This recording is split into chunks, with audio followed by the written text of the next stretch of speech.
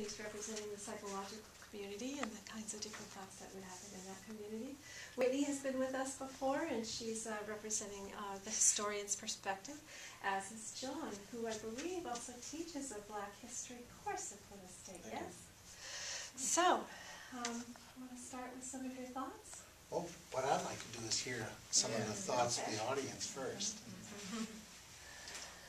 I felt very wishy-washy after saying, yes, you're absolutely right. Oh, you're absolutely right. That's a good point. As to whether or not there should be a Black History Month? Yeah, although I have to say Martin Freeman's opening statement really hit me. Set the tone. Yeah, absolutely. So I don't know that I've evolved at all, certainly for the decision.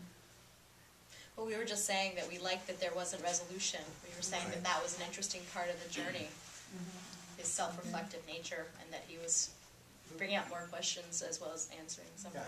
You know, when you answer the question, you can leave because they took care of it. But if they don't answer the question, then you have to do something with it. And I guess I like the provocative nature of the question. And you know, anybody come to a conclusion? Or did anyone come in with a different idea, or leave the movie with a different idea than maybe they came in with? That's a good question. Well, I did. Yeah. I thought more than a month. Well, of course, Black history should be integrated throughout. And he made the different speakers that he had made me think. Oh well, wait a minute. What's the purpose in the first place? And who will be helped and who will be hurt? And how do you transition from one to the other without sacrificing something? I was with you. Yeah, I had the same experience. Yeah, it just seemed much more complex than, you know, originally I thought. It's like, of course you should have it. Or, Yeah. you shouldn't have it. Was there one speaker in particular that led you to sort of change your position? Like, is there one that stands out in your memory? One of the professors or one of those people on the streets? Well, I was kind of scared by those Confederate people because I thought, well, you know, if you can have a point of view be thrown out there and as something kind of innocent, that, you know, oh, we like our Confederate, you know, we want to wave our Confederate flag, and, you know, it was just an economic thing, you know. It makes you think that, well, that means it's very important to have a voice, especially, but I also think that the point they made about it being in the curriculum of the schools was really important. Of, you know, having the African American history within that curriculum and integrated within the curriculum instead of just separate. Because you could see the dangers of people rewriting history. Revisionist history. Yeah. Well, sometimes revisionist history is needed. Because, Yeah, that's true too. and the whole reason that this month came about first as a week was because the history was being written in a way that suggested that African Americans had no history. So that needed. So Carter Woodson himself was a revisionist in that sense. Right. It makes me think of Howard Zinn's book came to mind as I was watching it. The People's History of America, what it's called. And I have it on my bookshelf, and I confess I haven't read the whole thing. But I think it's a really important book, and someday I'll read it in its entirety. But of course, it starts with Native Americans, and then the interface with Europeans, Christopher Columbus, and it's just from that point forward, our history is a juxtaposition of all different kinds of people, all different peoples, and it does none of us a service not to understand that better. But it really isn't taught in the history classes very much. So I think it was a powerful reminder about how important it is for us to pay attention to our people and who we are, and all of us. And it's Native Americans, it's Asians, it's African Americans. Yeah, I think we see America as a blend rather than as a salad. You know, because we always assume we're all the same. But in reality, I think America is a patchwork of all different colors and flavors. But the issue of power is really important too to pay attention. Yeah, well, and I think that's why it's a perfect book to connect to this, Howard's in, because that book is all about the power struggle between various peoples. Yeah. And we've heard, I recall very clearly hearing the narrator, whose name I should have on the tip of my tongue, the filmmaker talking about, it's all about power, the power of the Confederacy. And equality. Yeah. Who gets to tell the history, right? How much is told, Yeah. and who decides, what pieces, right? Yeah, Whose story is it? yeah. Who coined the statement, history is written by the winners? You know who that was? Some Roman senator, I imagine. Back quite a while. An Yeah. American. One of my favorite quotes from the movie is the last sentence in this version.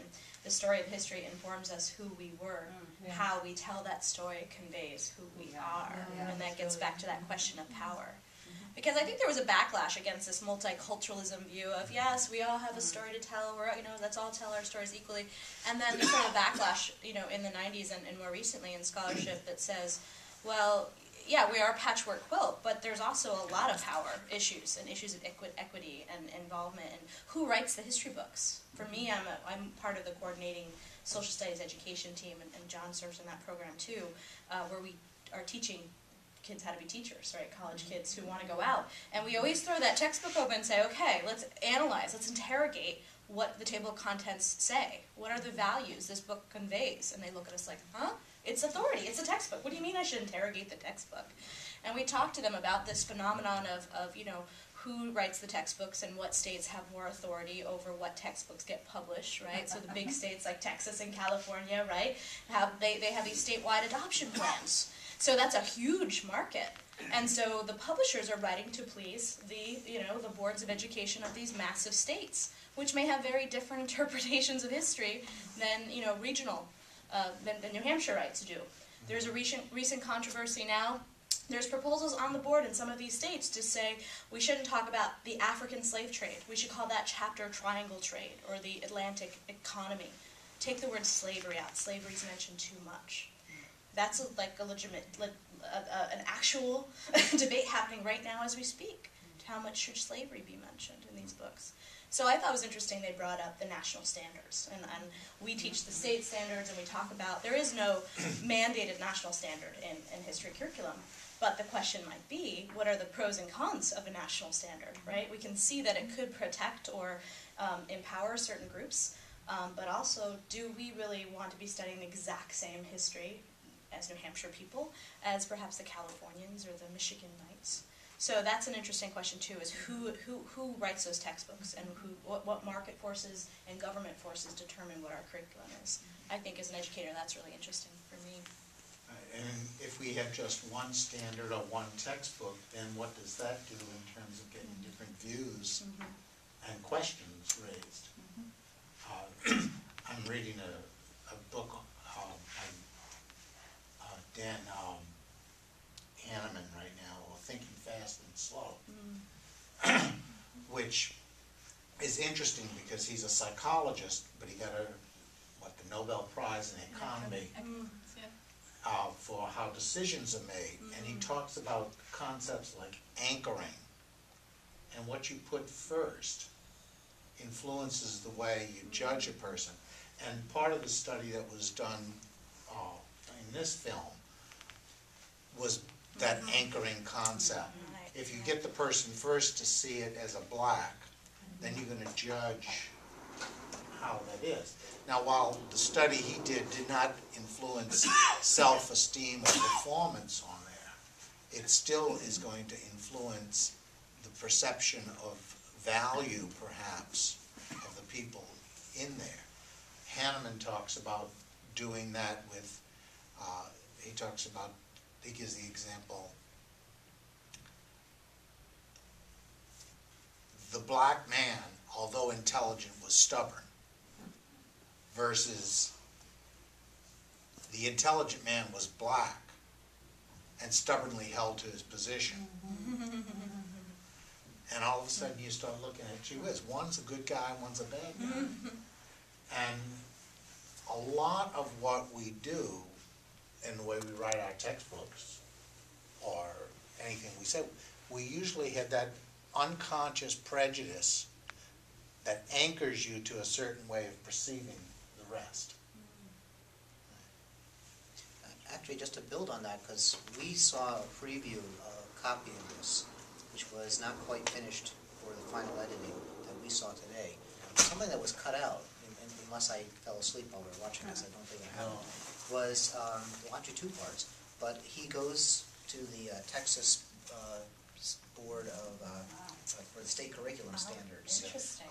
Where, and he makes a point that something like Texas is such a large market that 43 states buy the textbooks that are purchased, I mean, that are made for Texas. Right. So in following this conversation, which is very polarized between people who are, who have, you know, non-Anglo ethnic sounding last names and appearances, you know, versus the majority in this room who are all saying, no, it's all about Thomas Jefferson, and they're saying, no, it's more about diversity. So if you think about that anchoring concept you just mentioned, I mean, that idea in the earlier version is that sort of our textbooks anchor our young students early on to think about what is important history.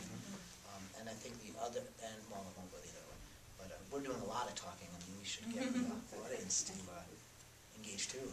Do you know if anybody asked those people? Well, I'm intrigued by the fact that they wanted to take the word slavery out. I keep wanting to ask them why. Why would they want to? I mean, I can imagine their argument is that the Atlantic economy was quite complex, and there were many goods traded, right? Rum and molasses and manufactured metal materials, and that slavery was a part of it. That it shouldn't be the dominant story. That's one I think possibility. It might go back also to this idea of power. I mean, what happens when we start to introduce the idea to young children of power and questioning power, and sometimes power's been used inappropriately and it was wrong. I mean, or do we? I mean, because I think when I think back about my own education, you know, history is very celebratory, right? This is why we're great. This is why it's good. These are the movers and shakers that did these really great things. If you make your curriculum about power and struggle and losers, and slavery is definitely a negative, right? I mean, the oh my goodness, the Confederate guy saying, gee, if I was back in slavery days, I wouldn't want to be a slave. I mean, that almost absurd. You want to own a slave. Yeah. Well, the absurdity of that is... His grandfather probably did. So I think that's out there. With the apology, if there's any offense for our historians on the panel, you know, history is often bent, it's propaganda to make our children proud of our country, while our country did some horrendous things to its people. You mentioned the Atlantic trade. Well, I just finished reading a book last month called, and as historians you might like it, An Edible History of Humanity, which really talks a lot about the Atlantic trade and the rum industry, which primarily was our good old New England British colony, when they had killed 30 million Native Americans and no longer could enslave them, to cut the sugar cane for the rum industry in New England. They then went to Africa to steal the blacks, to enslave them, to cut more sugar cane. And going back again to, it wasn't the benevolence of the black people to help pick the cotton. It was being enslaved, so good old New England could produce rum for the shippers and people going back to England. I keep thinking of a trip we took to Monticello a few years ago. And when you go out, people have been there, but it's still controlled by the Thomas Jefferson Foundation and descendants of, white descendants of Thomas Jefferson. And I remember you come in, there's a welcoming area, and every half hour there's a bus that takes you up to the house. And the bus came up, and the docent came out and said, well, this is where the enslaved butler would have greeted you. Ah. And I could just imagine, you know, the endless committee meetings between the historians and the members of the Jefferson family. He was a butler. No, he was a slave. He was an enslaved butler. And starting from that and all the, you know, I've read about Thomas Jefferson. Everything I saw that was, you know, put forth as genius, and it was a genius of a sort, I said, yeah, this was all ways of hiding the fact of where his livelihood came from. Like the door, there was this cool door with a center axis going into the dining room that had shelves on each side. And the food would appear from the basement on one side, and then they turned the door, and the food on the plates would be in the dining room. And what was not seen were all the black slaves in the basement who had done it. And the view, you couldn't see any of the workers' homes. You know, architectural genius, you know, the wine came up from the basement on a little dumbwaiter. How nice, you know? Who put it on the dumbwaiter? So, you know, history's tricky. And I guess my reaction to this, like Jerry, I'm ambivalent about it, because I say if it's a good history teacher, you don't need Black History Month. And you would, you know, figure out a way to say, see the Capitol building in Washington, you know, that was constructed by slaves, you know. You'd slip that in where it was appropriate.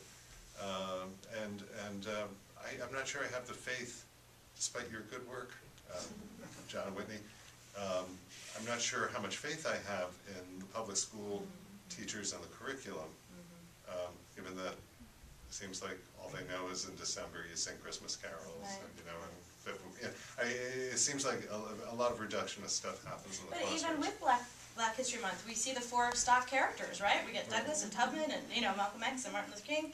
Yeah. And so it's interesting that, you know, we understand its necessity, and yet it's still so formulaic and shallow and empty at some level.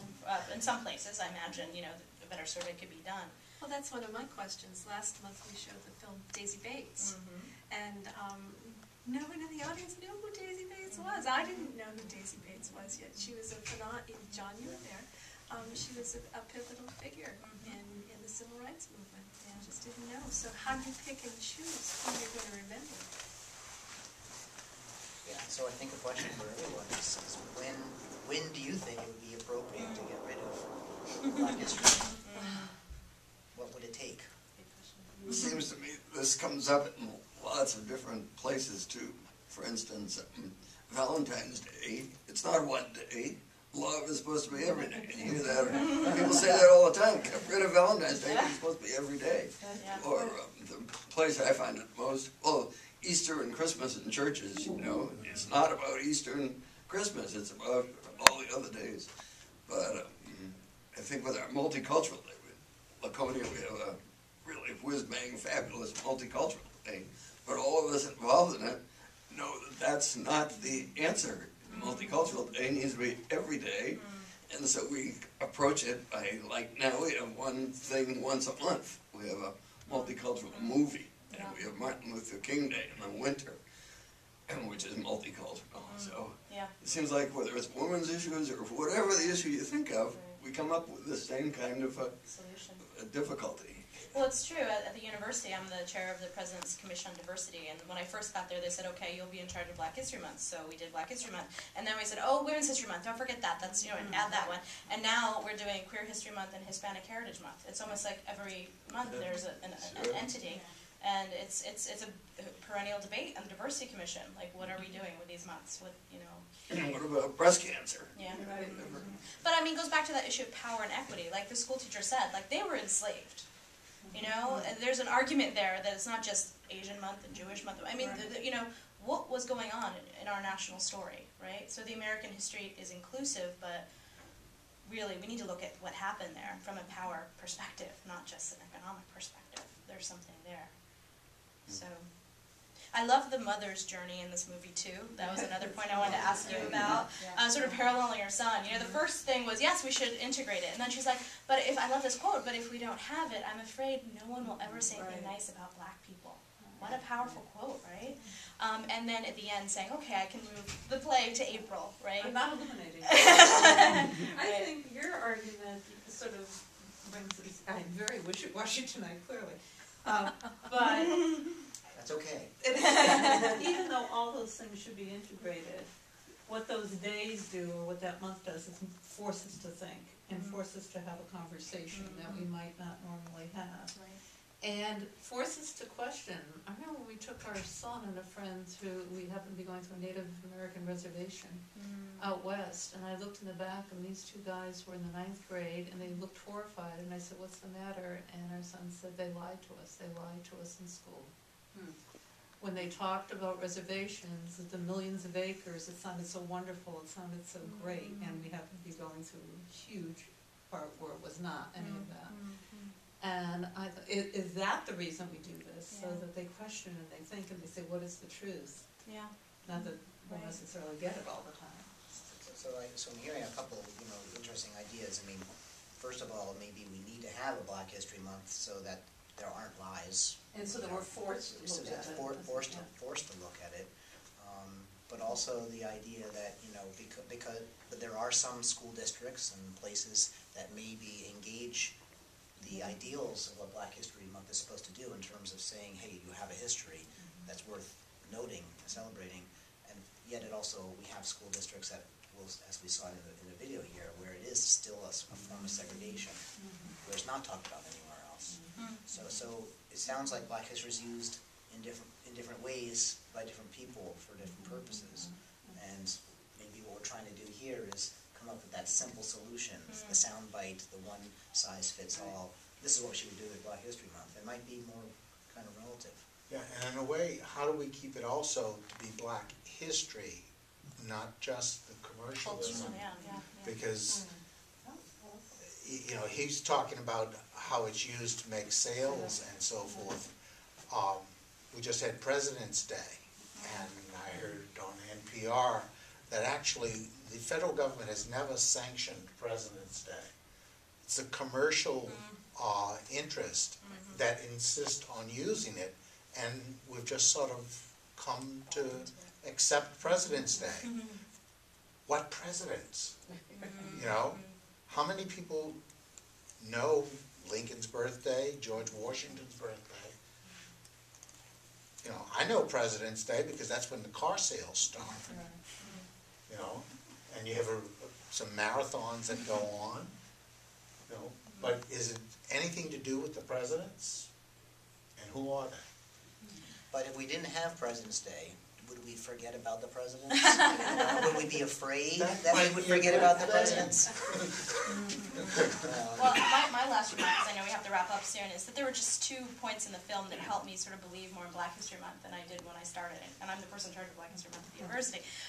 And one was the story of Walt Palmer and the November 1967 protests in Philadelphia. And the students would go to the streets and fight for their right to be represented in their curriculum. That just, as a teacher, made me go, I wish my students would go to the streets and fight for something. And the second... It took 40 years. Right. But then to have that as a graduation requirement, that's another interesting way of addressing that.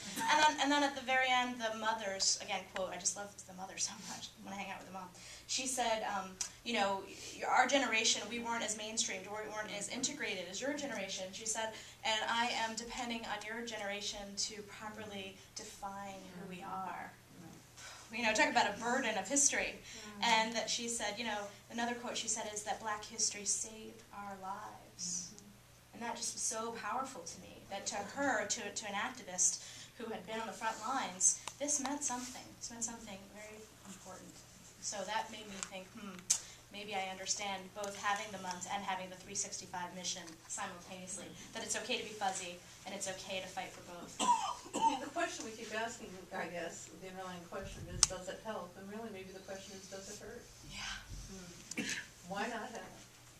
And his quote at the end is, I don't think I need to fight to end it, but we need to fight to transcend it. It's more than just a month. That's a good quote for me. Yeah. Well, we ritualize a lot of other cultural events and yet hopefully carry them through the year. I think it's not an either or, it's a both and. I was thinking as you were talking, the Seder meal. That brings all the Jewish history once a year to let's remember, let's never forget. Well, perhaps Black history is also let's never forget.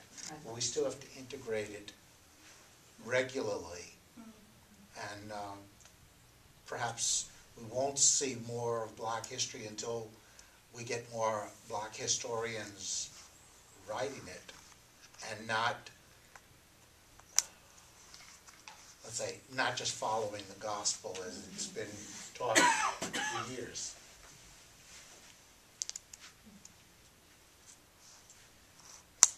Any last comments or thoughts? Nope, actually here. We need some here. There's a I hand. want to make Hand one too, here and yeah, then- yeah. Quick comment, I thought for me, the most powerful thing in the whole show was when the storyteller was talking about what it was like as a 6-year-old child to be taken from their mother, and there were 6-year-olds there. I think that's a way of really letting children understand, you know, what people went through, and I think that kind of thing, I know it's not objective history, but it just seems like a real way of learning that's real important to have. Well, it's actually now Kids. incorporated into the New Hampshire Standards and the National Council for Social Studies Standards, which we follow, is building empathy as an objective. It's not just facts and dates. Building empathy is key to understanding history. So we got that going for us. A real humanities vision inside social studies. Did the New Hampshire legislature pass that? Well, not the New Hampshire legislature, but we follow School board. school board. And John, you have the last word? I don't want to have the last word, I'll make my last words, I guess, and somebody else can certainly say something else. But one of the things that's really struck me when I watched this, previewed it, was how much of the sort of the rote Black History, month people all came after Black History Month was, or Black and Negro History Week was created. And so I was thinking, what would Dr. Woodson be saying about all this emphasis on is Rosa Parks enough and is Dr. King enough? What year was it created? Sorry. 1926. Right, okay. Interesting. As within the African American scholarly community, and then it's 1967 that the nation, I think it's 67. That's when the Philadelphia. No, that's right. That's where I was 67. I think it's 75 that it becomes a national month. So I was thinking back. Okay, put on my historical memory hat for things I've taught, and I was like, okay, Dr. Woodson was trying to make a statement in a very particular time of the teens and 20s, which was the height of what historians call the Second Klan, the new Klan. The Ku Klux Klan had a revival in 1915 because of a movie called Birth of a Nation, and really that just built and built with every passing year, so that by the mid-1920s, it's estimated that 1 out of every 2 white Americans saw this movie. It's all about the rise of the Ku Klux Klan during Reconstruction and why that's a noble history that should be recreated.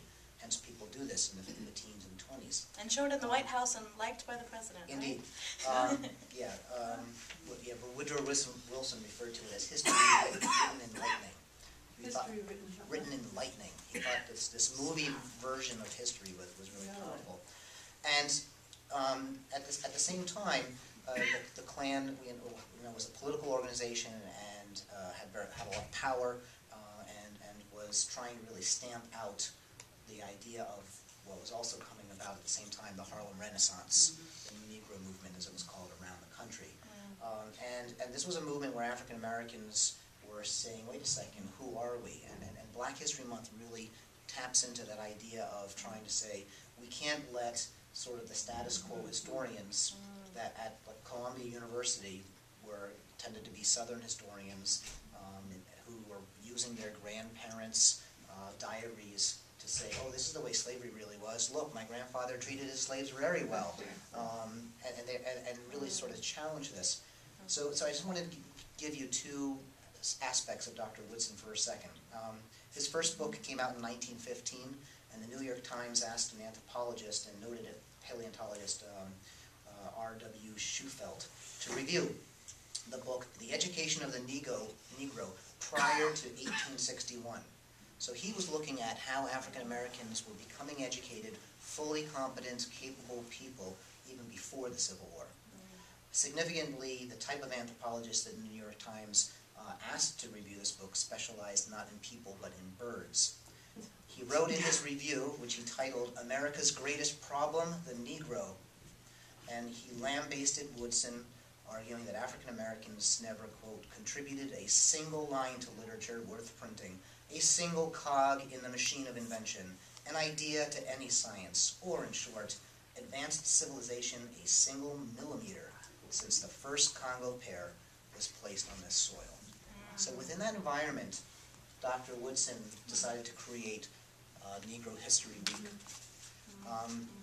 This is what he wrote just a couple of years earlier as he was preparing it.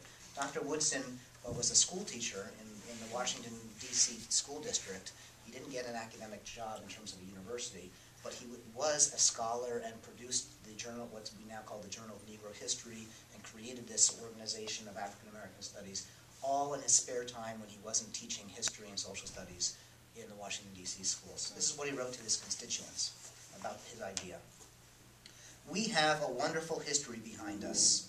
We of the Journal of Negro History shall have going the round soon a lecture on the antebellum period, setting forth the story of Negroes who did so much to inspire us. It reads like the history of people in a heroic age. We expect to send out from time to time books written for you for the express purpose of showing you that you have a history, a record behind you. If you are unable to demonstrate to the world that you have this record, the world will say to you, you are not worthy to enjoy the blessings of democracy or anything else. They will say to you, who are you anyway? Your ancestors have never controlled empires or kingdoms, and most of your race have contributed little or nothing to science and philosophy and mathematics. So far as you know, they have not. But if you will read the history of Africa, the history of your ancestors, people of whom you should feel proud, you will realize that they have a history that is worthwhile. They have traditions that have value of which you can boast and upon which you can base a claim for a right to share in the blessings of democracy. Let us then study this history and study it with the understanding that we are not, after all, an inferior people. That could be part 2 of the movie. Very good. Thank you. Yeah, thank you. Thank you. Thanks for coming. Thank you.